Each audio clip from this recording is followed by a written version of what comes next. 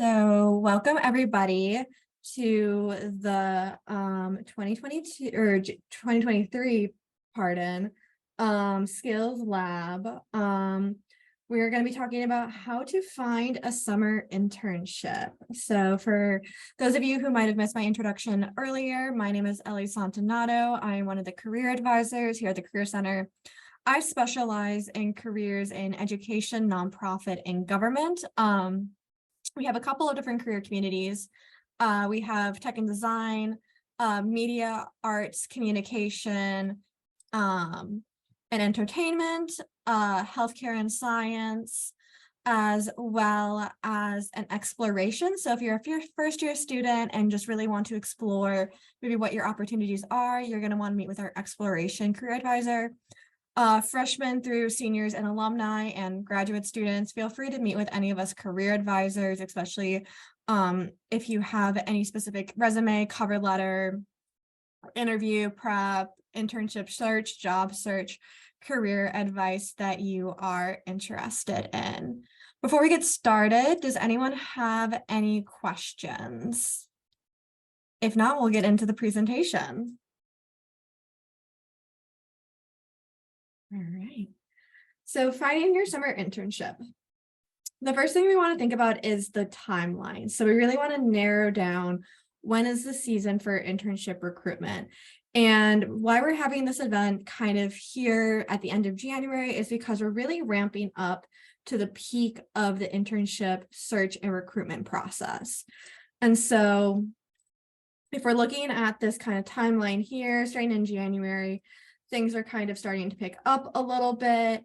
February, more opportunities are posted, and then almost all summer internship opportunities are going to be posted by March. There might be a couple more posted in April, but by May, we really drop off with internship opportunities. And this is just because a lot of universities, unlike DePaul, that are on semester systems, end in May. And so like specifically mid-May. And so a lot of internships will begin around June and go through August. With DePaul being on the quarter system, a lot of Chicagoland organizations are aware of this. And so our summer internships are more July through September. But you can really, once you have an internship, you can really work with them to figure out what start date will work best for you. But that's why the May, June kind of start date for your summer internship is why we see the peak here in March. Because after we submit those applications need to go through a review process, and then we have to go through a couple of rounds of interviews potentially, maybe a phone screening, and then some final paperwork before everything is specialized. If we're thinking about industry specifically, there's kind of some different recruitment times depending on your internship or depending on what industry you're interested in. Tech does most of its recruitment in the fall, whereas arts, culture, media, and entertainment, government, law, education, and nonprofits, public service, engineering, architecture do a lot of their work more in the winter and spring months. Finance and consulting also, this chart doesn't really show it, but they also start more in the June, July kind of sector. And so if you're kind of looking at this graphic and you're like, oh, my industry I might have missed the chance for my summer internship search for my industry, chances are you haven't. There are organizations, this is just a general rule of thumb, but there are still going to be opportunities coming up for you. So just keep an eye on it and make sure you follow the rest of the recommendations that we make throughout the rest of this presentation. So breaking down the internship timeline a little bit farther, January through February is really when we want to finalize our resume, draft that cover letter template, and then start searching and applying to positions. In March, we're really going to focus on applying. Since we're going to focus on our resume and cover letter in January and February, we're not going to have to worry about that come in March, and we can really just work on submitting those applications. And then come April, some interviews might start happening in March. And then come April, that's when we are really going to start hearing back about positions and if we got an interview or not. Most internship interviews consist of a phone screening and then a Zoom call or maybe an in-person interview. And then in May is when we're really going to finalize our offers, receive and send out paperwork, and focusing on finishing up our spring quarter strong. So since we kind of went over that timeline, you might be wondering, okay, what are we going to be talking about for the next roughly 30-ish minutes? Content-wise, we're going to go over why our skills matters. We're going to go over some resume basics, which will then turn into some resume pro tips. So this is going to be about like customizing our resume. Project managing the search. And so looking for an internship or job can be very overwhelming. And so we want to develop some management strategies to make us feel less overwhelmed and make it easier for us to stay organized and know, okay, did I complete this application? Did I not complete this application? Where am I in the process of applying to these multiple internships? We're going to go over the value of networking as well as looking into some more virtual options, since some of us do move around and don't necessarily stay in Chicago over the summer period. And all of the above can be applied if we are going home or relocating for the summer. All the tips and stuff are applicable to your situation. You just want to make sure that your location that you're searching for these internships aren't set to Chicago and will be set to the location you're going to be in for the summertime period. So moving into our conversation about skills, we really want to understand the importance of skills and what keywords are. So a big question here is, why should I focus on skill-based keywords? Well, hiring managers often rely on a software to select the best candidates by scanning for keywords in resumes, cover letters, and even LinkedIn profile. If your materials lack those keywords that they're looking for, you might get overlooked. This is especially true in resumes when we think of something called an applicant tracking system, sometimes referred to as ATS. ATS is sometimes the first it's usually when you submit an application, the first thing that looks through your resume. And what it's searching for are those keywords, specifically those skill-based keywords that you put into your resume that demonstrate why you're qualified as a candidate. So if you're missing those keywords, the AI system won't pull out your application and you will be overlooked. Your application will be thrown out and it would be like you almost didn't even apply for a job. So we want to put those keywords in to make sure that our application is selected. And so that way a hiring manager, so a real person looking at our resume, will be able to look at it again, get a little bit more of an understanding about who we are as a worker and a potential employee, and then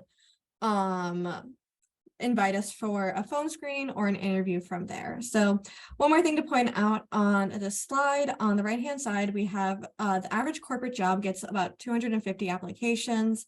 98% of Fortune 500 companies use applicant tracking systems. So that's what I was just describing, that a lot of these larger for-profit organizations, more so than public or nonprofit organizations, are going to use these AI systems that look at your application before any human does. And then only 30% of job applications are read. And when we think about this and look a little bit deeper into the statistic, those applications that are read, most of the time, only 7 to 10 seconds are spent on the first glance of a resume. And so we really want to pull out those skill-based keywords, as well as really specifying and summarizing our work experience in our headers of our resume. And we'll get into that a little bit more later on. So how do you know what skills to put on your resume and to highlight? So we want to inventory our skills. So you have the skills and experiences that will get you to the next step. Make the time to step back and inventory how you can add value to an employer. Identifying the relevant skills and experiences you bring to the job and internship market should help you launch your search with more confidence and a better sense of your value. Since inventory should include hard skills like data management, durable skills like collaboration, and technology skills like Adobe Photoshop. So when we're thinking about skills, we can really think of skills into 3 categories. I'm going to use some terms that are a little bit different than what's on the slide presented. We have hard skills, soft skills, and transferable skills. Hard skills are really what are identified here on the slide. It would be those data management programs. So these are specifically computer programs that we've been trained in that we want to highlight our skill level in. Hard skills can also be other technology programs like Adobe, as well as languages. We then have transferable skills, and transferable skills and soft skills are very closely related. A transferable skill to somebody might be more of a soft skill to somebody else. And these are kind of these skills that are kind of innate to us as people, as individuals, that as we practice and develop them, they can be applicable to multiple situations. And so that's when they become transferable. So a lot of times our soft skills, as we work and develop them, then become transferable skills. And so all 3 are important to highlight in your resume and in your cover letter. But specifically, if you want to point out specific skills in a skill section, you want to be pointing out those hard skills, which once again are more language-based and technology-based. And so as we're starting to look at applications and they're coming up, we might be noticing that we're not skilled in all these areas that we thought we were, or in the internships where they were interested in, we don't possess all the skills that they're asking for. So this is where we want to consider upskilling. So the economy and the workforce has changed overnight, and some industries are experiencing a decline, while other industries are growing exponentially. It's important to track the skills and functions that the market needs right now. So upskilling might be as simple as investing an hour to try out a new digital tool like Canva, or checked out a LinkedIn Learning course. A great thing about LinkedIn Learning, it is a free upskilling tool that you have as a DePaul student. So even if your LinkedIn account isn't connected to, or even if your DePaul email address is not connected to your LinkedIn, like for example, my LinkedIn is connected to my personal email address, I still have access to LinkedIn Learning, which is an upskill database. And so it has hours and hours and hours of content about these different skills and programs and professional development tools that I am interested in and want to learn about. And as a DePaul student and a DePaul alumni, if we have any alumni in the room, you have access to that. And so if you just want, you can just Google DePaul LinkedIn Learning. A DePaul resource page will come up on Google. Follow those steps and it'll help you connect your DePaul credentials to your LinkedIn account through LinkedIn Learning. And then you'll have unlimited access to all of those learning resources and help you upskill and learn more about maybe a certain computer program that you're kind of familiar with and want to put on your resume, but you don't feel comfortable yet putting it on there. Watch a LinkedIn Learning video and then feel good about putting that on your resume. So, and that leads me to my final point on this slide. You don't have to be an expert to add a skill to your resume. You just have to be ready to learn. And LinkedIn Learning is really the place to do that. So we've inventoried our skills. We've done a little bit of upskilling through LinkedIn Learning. How do we highlight our skills? Well, there's a couple of different places that we can highlight our skills on our resume.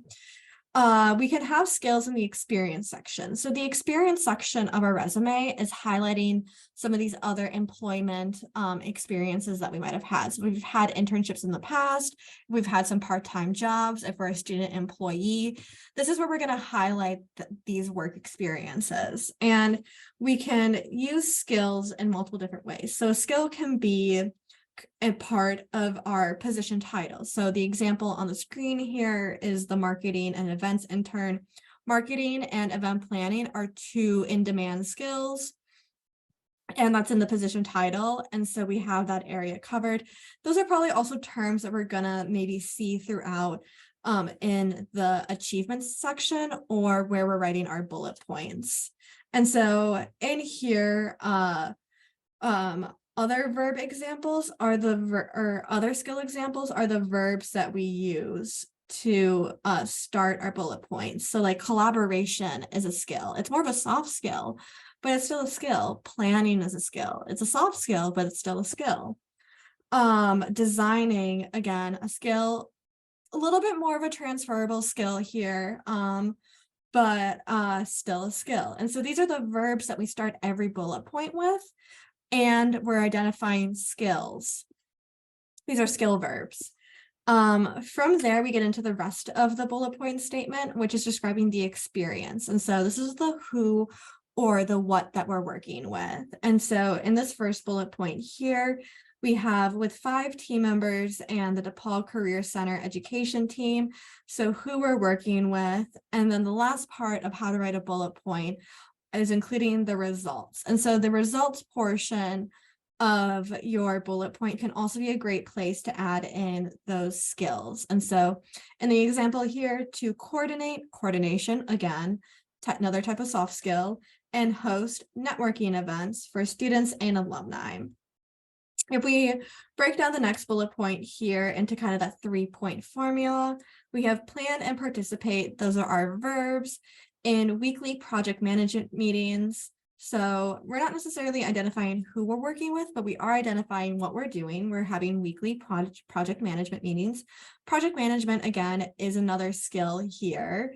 In order to effectively organize, skill, and reach project goals, design, event, assessments. Again, another list of kind of skills. So really, skills are everywhere in our work experience section on our resume.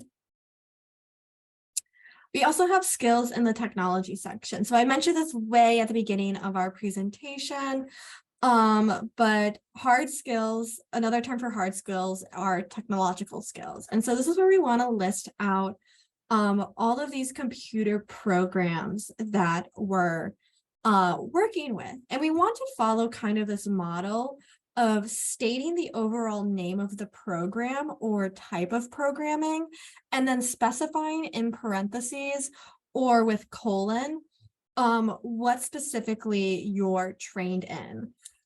And so in this example here, we have Adobe Creative Suite, and then in parentheses, we break down, okay, I can do Acrobat, I can do Photoshop, I can do InDesign, I can do Illustrator. The reason there's 2 reasons for why we do this. The first reason is it's a little bit more condensed and organized in terms of just the space that it would take up on our resume. We could go and list out Adobe Acrobat, Adobe Photoshop, Adobe InDesign, Adobe Illustrator, and have each of those be its own bullet point. But since they're all a part of the same parent program, if you will, we can go ahead and include that information all together. The second reason why we include both like the parent or the overarching program name and then the individual programs is, again, because of those applicant tracking systems or ATS. We don't know if the keyword is going to be Adobe Creative Suite or if the keyword is all those individual programs. Instead of having to make that decision, we're just going to include both. And because we're deciding to list them all together, it's not, even though it's more information, it's not taking up as much room as on our resume as it would if we decided to list all the positions individually. And so this is a pretty standard, I would say, minus the Adobe Creative Suite, including your social media tools that you're comfortable with, Microsoft Office, Google Suite. Those 3, almost everyone should have identified on their resume. And you're probably asking yourself, Ellie, really, we need to include Microsoft Office and Google Suite still? Well, if you're looking at job postings or internship postings, a lot of them include, they want someone proficient in those skills. And so we want to make sure that we're highlighting them still on our resume. Moving on to the importance of immediacy, the design of your resume is a big factor in the reader's experience and comprehension. You can labor over word choice and accomplishments to include, but unless you have considered the design of your resume, you risk the reader skipping over the most important content. So earlier I talked about how 6 to 10 seconds on average is when a hiring manager will look at your resume for the first time. if you're selected for an interview, pre-interview, like minutes before or the day of your interview, the hiring manager is going to look at your resume a lot more closer.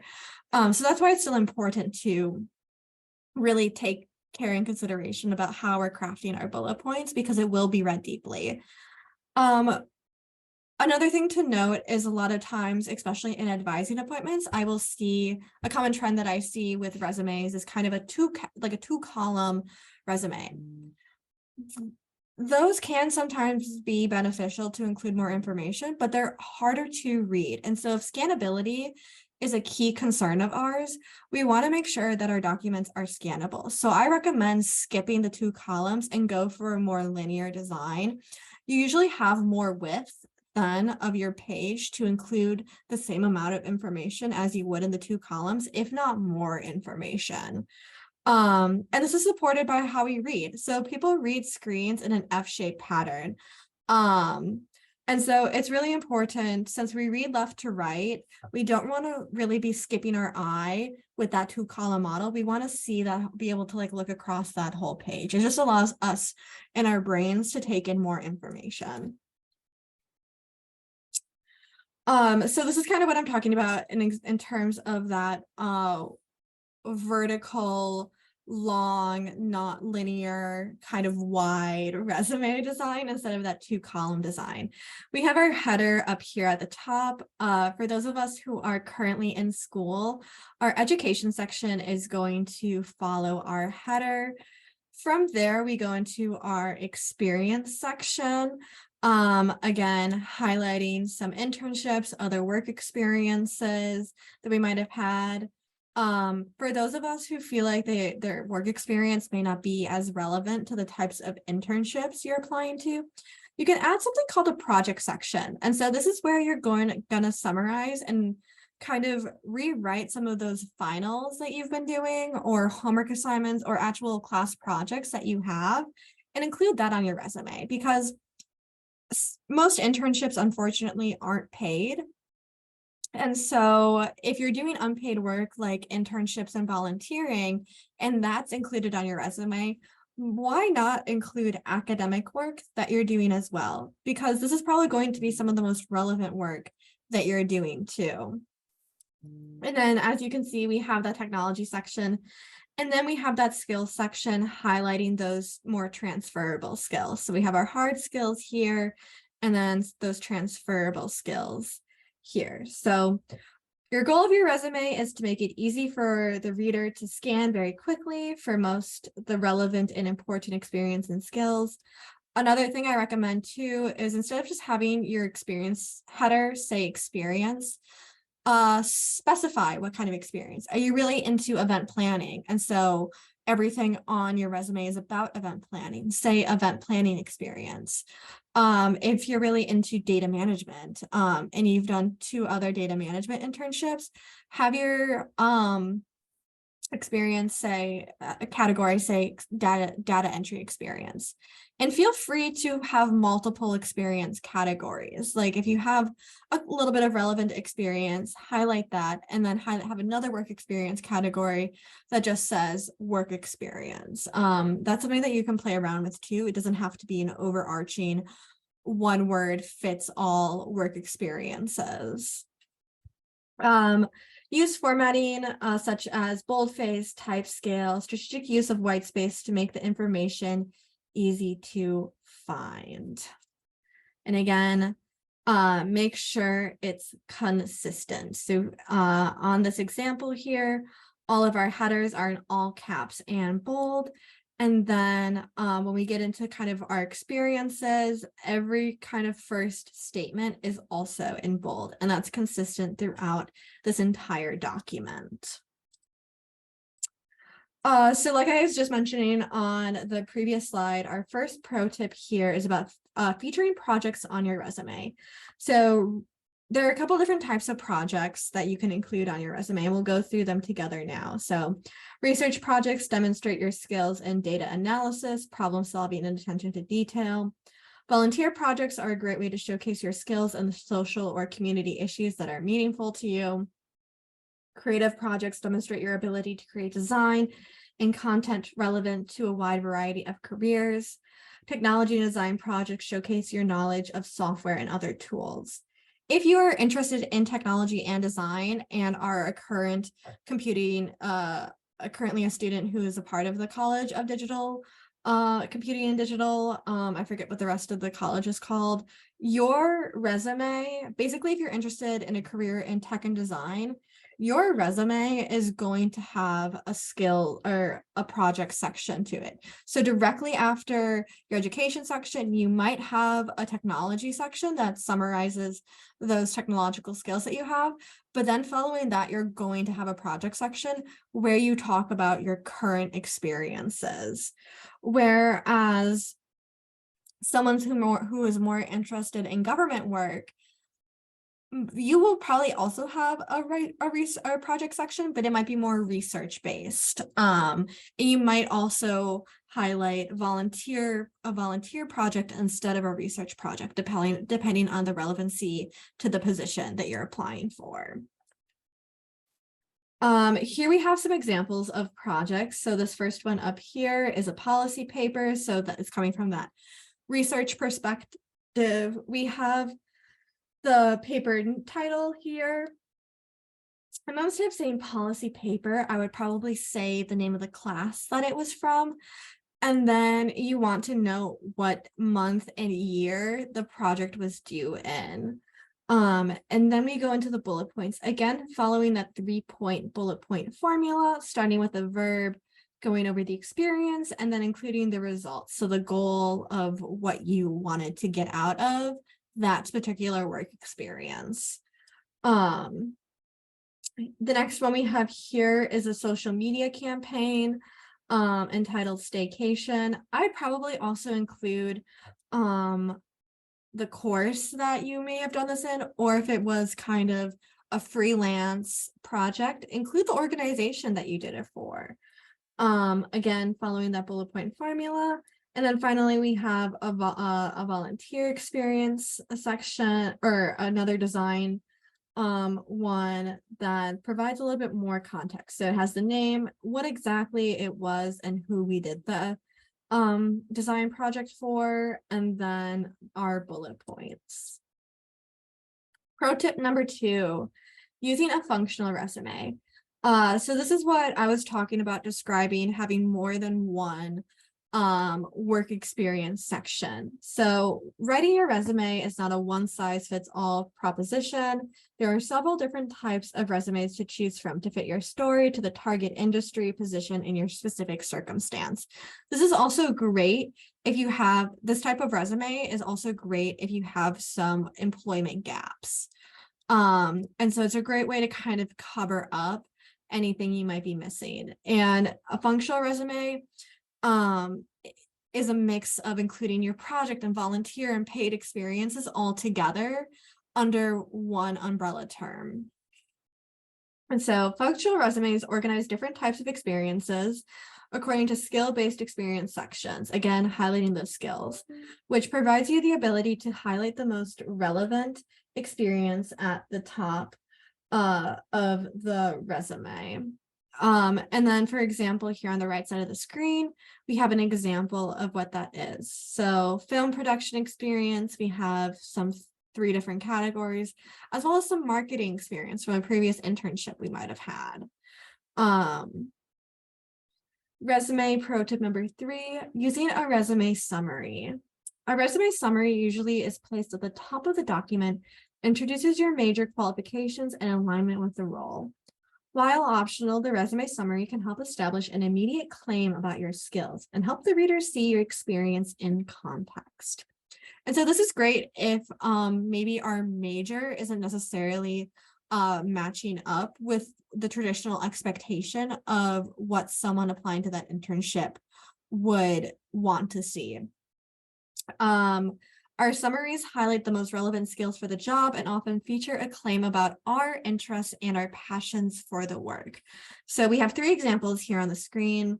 The first one is cinematographer, videographer, storyboard artist, producer, and editor with experience in feature film, documentary filmmaking, political media, and commercial advertising. And the other two examples we have are emerging events and public relations professional with a passion for creating community and engaging diverse audiences and meaningful experiences. And then finally, we have mental health professional passionate about impacting the lives of culturally diverse communities via compassion and commitment to high impact professional development. So where do our skills fit in? Skills fit in the resume summary. So emerging PR professional with skills in copywriting, social media strategy, and analytics, experience with content creation, video editing, and online community management. This summary statement here, that's very skill-based, highlights all of those hard skills, soft skills, and transferable skills. So now we're going to move on and have a conversation about project managing our job search process. And so the best thing that you can do is create a Word document or a spreadsheet and really include all that information that you have about that internship. And so you want to organize your resources, connections, and opportunities. And some of the tabs you're going to create are going to be like internships themselves, skill trainings, and so LinkedIn Learning webinars, other webinars, targeting network targets, professional organizations, articles, and resources. Another thing that you can do about organizing your job search process is you're able to track where you are in the application process. And so let's say you're applying to 5 internships. You have a customized cover letter to 2 of the internships, and then you need to write a customized cover letter for the other 3. You want to track, but you're not sure which ones you have. This document's going to be a great place for you to track, okay, I have the 2 cover letters written. I need to write 3 more cover letters to get my 5 job or internship applications out there. I've submitted 3 other applications, and I have 2 phone screenings and 1 Zoom interview coming up. I'm also going to track that information in this document. And then here's kind of an example of how to organize it. So we have our kind of our interest level. Prioritizing our applications will also come from when the deadline is. And so if we have an upcoming deadline, we're probably going to prioritize that internship application a little bit more than an application that's maybe 2 weeks out instead of due at the end of this week. We're then going to include the internship title, the employer that we're hoping to work for, the date that it was posted. A lot of times on application portals, it'll say this is posted on XYZ date, or this is posted 2 weeks ago. Most positions have a rolling deadline, and so it's important for you to apply sooner rather than later. But if they do have a hard stop deadline, and applications will say we won't begin looking at submissions until after the application deadline, you can feel a little bit more confident applying a little bit closer to the deadline. But then again, we need to remember that statistic from earlier where they're not even going to look at every application. So we still should try and get it in sooner rather than later. Finally, the status area is this the tracking system that I was describing earlier. So have you submitted it? Do you need to write your cover letters, customize your cover letter still? Do you have an interview coming up? Remind yourself where you are in that application process, because your application process isn't done until you have until you have that internship or a internship. It's also, if you find it helpful to, in part of the organization process, to include any links like the application link that you found the job from, or the employer's website, feel free to include that. And then as you start to find internships that you're interested in or jobs that you're interested in, you're going to start to notice that there are some keywords or similar position titles here. And this is where you can start to label the type of role. And so the example on the screen is nonprofit social media or museum PR. You want to start noticing this so you can quickly identify similar roles and use similar related documents as a template. So again, going back to this customized cover letter, If we're applying to similar roles, we can really use a very similar cover letter to apply for each of these positions. Labeling. Remember the type of role we just talked about on the last slide? You will save a lot of time by labeling each opportunity carefully in your search spreadsheet. So you could easily adapt a previous resume or cover letter that matches the new role that you're applying for. So we have two positions on here that are about community outreach.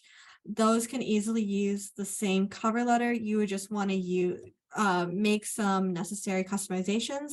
For example, talking about why you're interested specifically in that position at that organization. And then now we're going to get into networking. So we're going to talk about networking into the fields that interest you. So it's never been more important to build your network. Making time to connect with professionals in the fields and roles you are targeting will be essential for a successful job search. Keep in mind that we're all going through life together. And so when you message someone on LinkedIn or via Alumni Sharing Knowledge, also referred to as ASK, which is our DePaul alumni network, mentorship alumni network, start with empathy and concern from where they might be, just because I know for everyone it's been a very hectic beginning of 2023. Also, have a specific goal in mind for any connection. Do you want to do an informational interview? Are you seeking a mentor? Or do you just want to learn more about what the hiring trends are for your specific industry, etc.?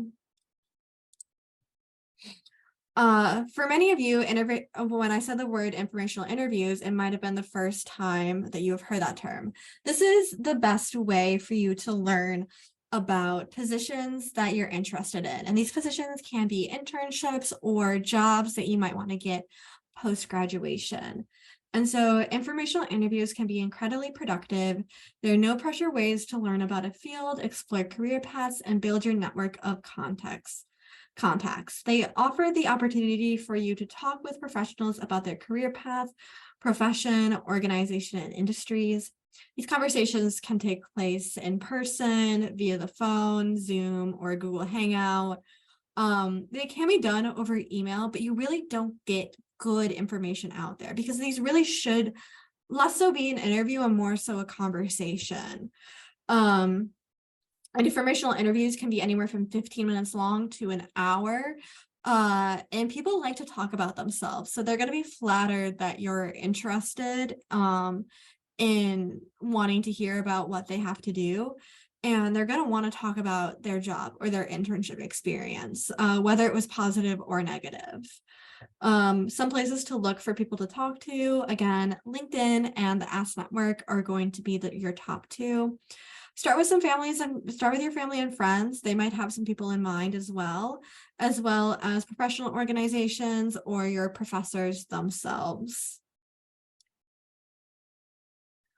And then finally, like I mentioned earlier, we might be traveling a lot over the summer, but we still will have enough free time to do an internship. We might want to consider seeking a virtual internship. So remote internships mean that you could work with companies across the country or globe to support a myriad of projects ranging from basic social media support to full business projects, website designs, market reports, financial assessments, usability testing code, and much, much more. You can work from anywhere. So these are positions that are posted specifically for specific locations, but they can be done remotely. Sometimes on Handshake, they're highlighted by saying like remote workers allowed. In the title, it might say remote work, but these were all internship opportunities that were found on Handshake. And so Handshake's probably the best place to get started with on your job search. How are virtual internships different? Virtual internships require much stronger project management and communication skills than traditional internships. It can also be challenging to get feedback, build meaningful relationships with peers and colleagues for project professionalism. We have a handout on our career library, which I'll show you how to locate at the end of this presentation, all about making the most of your remote internship. And so where to search for virtual internships? This is true for in-person internships as well. Handshake, LinkedIn, FlexJobs, Idealist, Indeed, Remote.co, Skip the Drive, Working Nomads.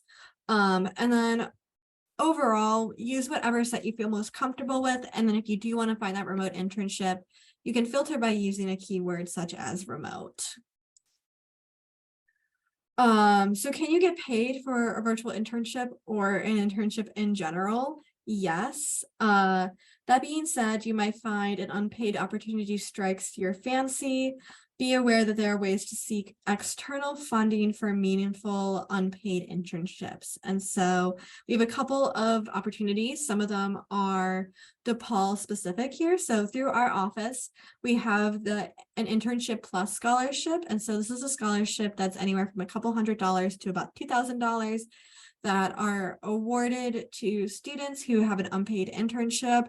You can also get course credit through our office through taking something called CLD 250. And this will take care of your experiential learning credit that you need to fill before you graduate. There also is the DePaul College of Liberal Arts CPDL scholarship. And then there's the T. Howard Foundation and the Herbert Scoville Junior Peace Fellowships. And so this is for graduating seniors. And so what this is saying is that if you didn't have time, if you're a senior, you didn't have time during your undergrad to do an internship, you still have time. Most internship programs will submit or will accept graduated seniors up to 6 months after their graduation.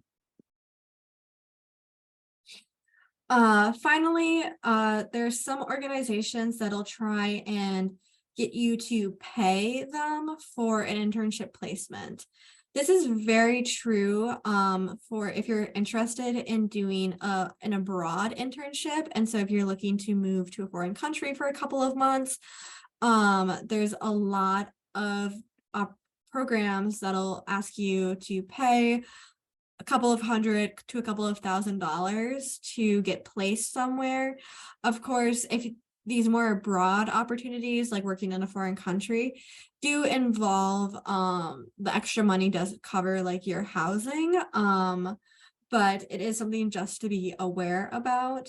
More and more fee-based internship programs are popping up all over the internet. In general, these programs place students with employers, but they're almost always unpaid and very expensive. And so you're paying someone to place you on an internship and doing unpaid work. And a lot of them come saying that you're going to benefit from a personal career coach. You're going to go through interview preparation coaching sections. You're going to go through a LinkedIn resume review. These are all things that we can go over in an advising appointment. We may not get to all of them in an advising appointment. We might have multiple advising appointments, but these are all things that you can come to the Career Center about. And so don't pay more money. It's already included in your tuition. And then finally, we have our career library. And so I'm going to stop sharing my screen for a second. I am going to quickly go over Handshake with you as well as how to find our career library. And then if we have any questions, we will also take that time to go over those as well.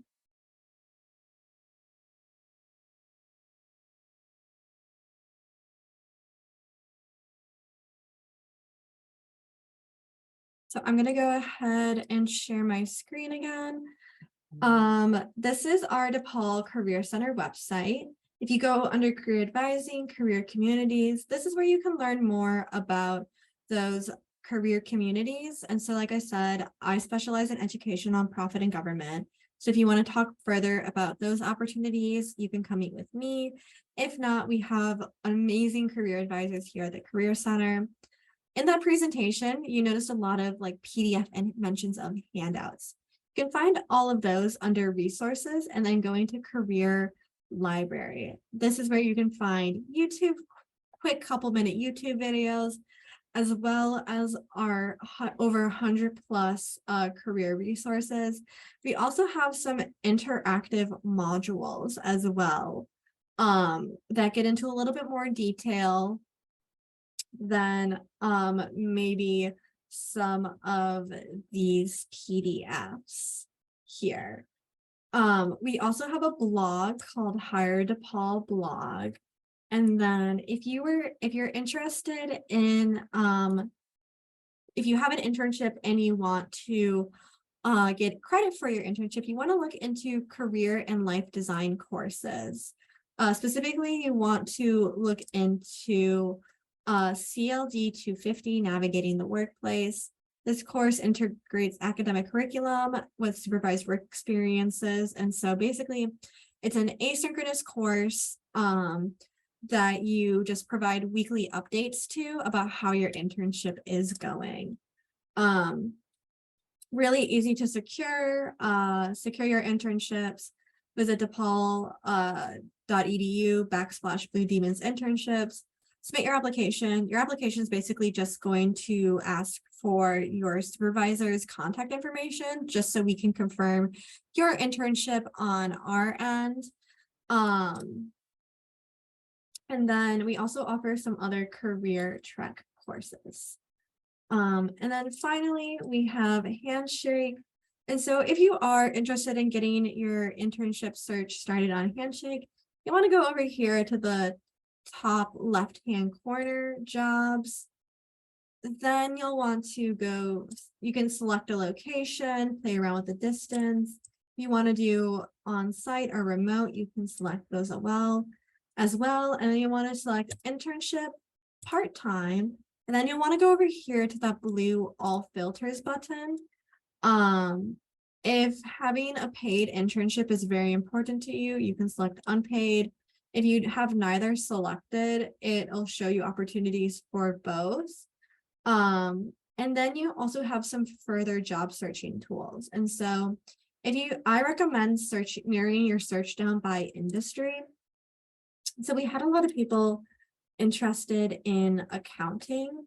And so if we select accounting, we have 38 job opportunities. And then if we select pay, that'll probably narrow, well, we still have 38. But from here, we're able to kind of get an idea about, okay, what are these paid accounting internships that are available on Handshake? If you want to do a remote, we can select remote there. Now we only have 8 work experiences. But we can really play around with that. So that way we don't have to worry about those keywords in there. We can really use the filter system to tell us what to look for. So that's the very quick rundown on how to get your internship started on Handshake. And that is it for my end of the presentation. If we have any questions, feel free to raise your hand, unmute yourself, or type it in the chat while we have the last couple of minutes. Okay.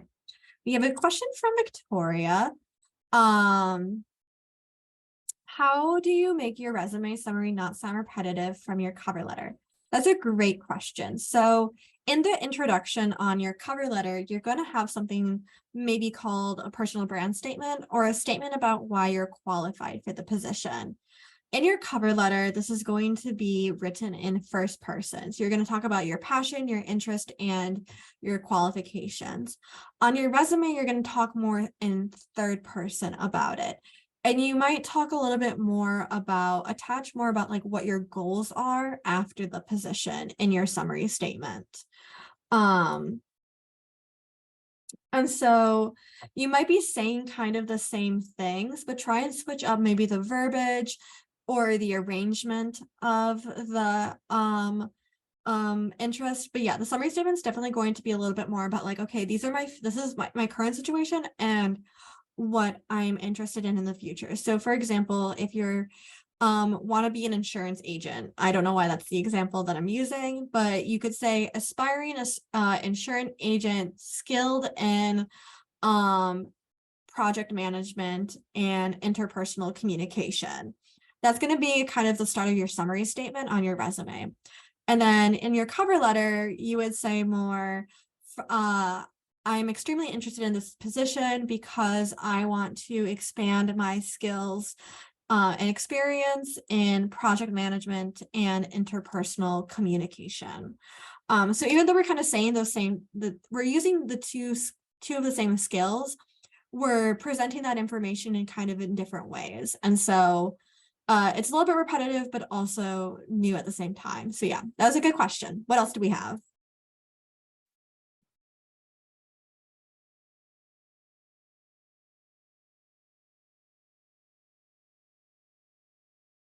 Okay, so and Melissa says, what kind of tips would you give international students during the job search, given that most companies are not willing to sponsor for H-1B purposes? That's a great question. So for our international students, if you're having a hard time with the search, go and talk to the ISS office. They'll really be able to help you with any application processes that you might have. I'm just pulling up the website and I'm going to put it in a chat. And then I also have a couple of job search sites for you all as well. So just give me a minute to pop that up. If anyone else has any questions, feel free to type them in the chat now while I pull up this information.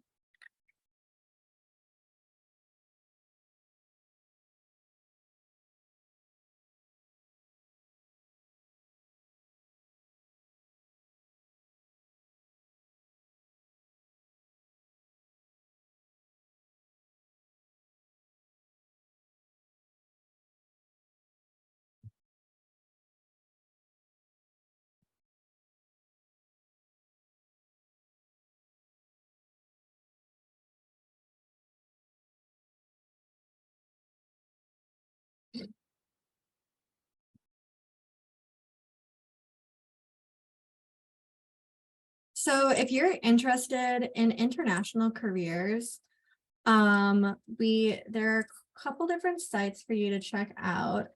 I'm going to suggest 4 main sites for you. So this is for if you're an international student wanting to work domestically.